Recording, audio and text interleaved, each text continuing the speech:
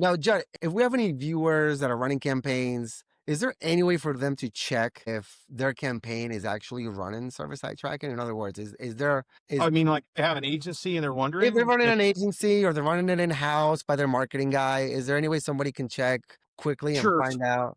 I mean, Judd, like let's say, let's say I want to make sure my marketing guy is doing a good job. How do I know he's running server-side tracking? Are there any telltale signs on the website by looking at the code or by looking at Google Tag Manager that's going to tell me Oh like, yeah, in Google Tag Manager, you would have a server container and a website container. So your website container is basically what it's always been. And then you'll have a server container that the website container communicates with. If you see just a one container, that's a red flag. If you see no server side container, because there's literally types of containers in Google Tag Manager, one server side, one's going to be web. So you have to have both for it to work. So if anybody ever sets this up for you, it doesn't matter if it's Google Tag Manager. Actually, it doesn't matter what it is. Make sure you own it 100% because if they ever leave you, they shut that down. You've lost all of that data.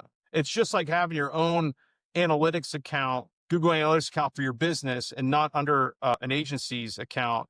When you leave, you want your data, you want your stuff. And that's a huge thing that you don't want to give up.